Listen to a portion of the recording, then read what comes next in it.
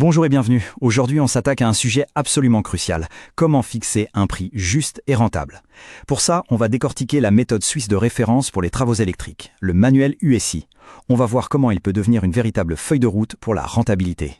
Alors, comment on va procéder? C'est simple. On va d'abord poser le problème, puis on va construire un prix brique par brique en ajoutant toutes les couches, même celles qu'on ne voit pas.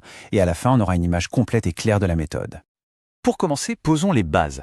Pourquoi est-ce que c'est si important pour une entreprise, en particulier dans le bâtiment?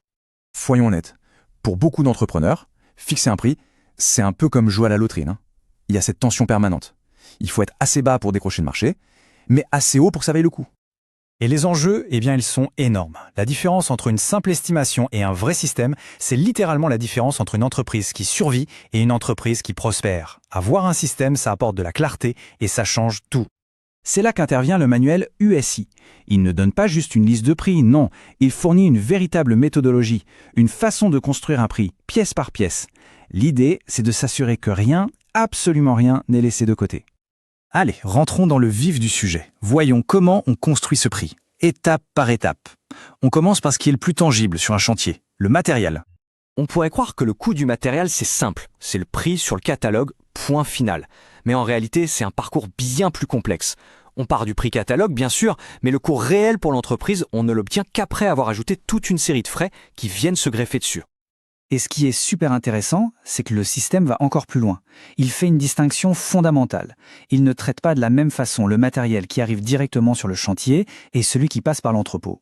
Pourquoi? Parce que les coûts cachés ne sont tout simplement pas les mêmes. Ok, on a vu le matériel, passons maintenant au deuxième pilier de n'importe quel chantier, la main-d'œuvre. Et là aussi, attention, le salaire horaire qu'on voit sur la fiche de paie, ce n'est vraiment que la partie visible de l'iceberg. Regardez ça, c'est assez parlant. Sur une année, on a potentiellement 2080 heures de travail. Mais ce qu'on voit tout de suite, c'est qu'une grosse partie de ce temps n'est pas directement facturable à un client. Et pourtant, toutes ces heures représentent un coût bien réel pour l'entreprise. Bon, pour que ce soit bien concret, on va faire l'exercice ensemble. Construisons le vrai coût d'une heure de travail. On part d'un salaire de base pour un installateur électricien qualifié. Mais ce n'est que le tout début de notre calcul. À ce salaire de base, on doit maintenant ajouter une première couche très importante, ce qu'on appelle les charges complémentaires de salaire, les CCS. Pensez aux vacances payées, aux cotisations sociales, au 13e mois, tout ça. Et là, d'un coup, regardez le chiffre. On a déjà bien grimpé. Le coût horaire a explosé et pourtant, on n'a pas encore fini le calcul. Et pour finir, la dernière couche, toutes les autres charges indirectes. Des choses comme les frais de véhicule qui ne sont pas facturés ou l'entretien de l'outillage. Et c'est seulement à ce moment-là, une fois qu'on a tout additionné, qu'on obtient le vrai prix de revient d'une heure. On est très très loin du salaire de base du début, n'est-ce pas? Bon, on a calculé nos coûts directs, le matériel, la main-d'œuvre. Mais comment on paye le loyer du bureau, le téléphone, les logiciels? C'est ce qu'on appelle les frais de fonctionnement. C'est souvent ici que le bât blesse. C'est le point où beaucoup de calculs de prix se plantent complètement.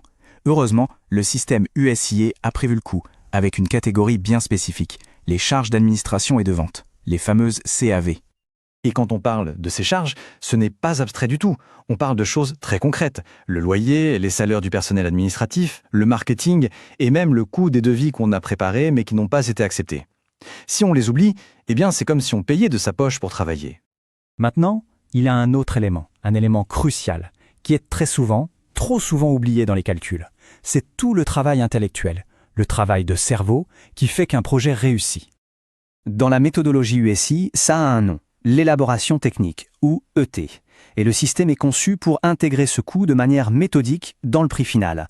Parce que la planification, la gestion de projet, les schémas, tout ça, c'est du travail. Ce qui est bien pensé, c'est que le système s'adapte.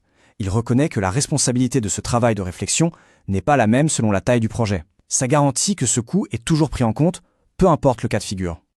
Ok, on a toutes nos briques, le matériel, la main-d'œuvre, les frais généraux, le travail de réflexion. Maintenant, il est temps de tout assembler. On va voir comment ces pièces s'emboîtent pour construire un prix final qui soit solide, rentable et qu'on peut défendre. Et voilà, la vue d'ensemble, le calcul complet. C'est une construction, couche par couche. On empile les coûts de base, les frais directs, les frais généraux. Tout ça nous donne le prix de revient total. C'est notre seuil de rentabilité, notre point mort.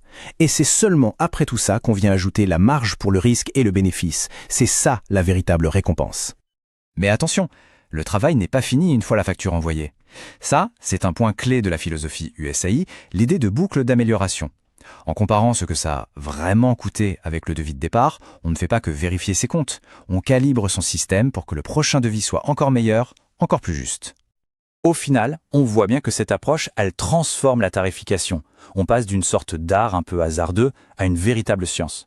On s'assure que chaque élément a sa juste valeur et que chaque chantier fait avancer l'entreprise. Ça mène à une question finale assez directe. Si demain il fallait reconstruire ces prix à partir de rien, saurait-on vraiment, mais alors vraiment, ce que coûte chaque couche qui les compose ?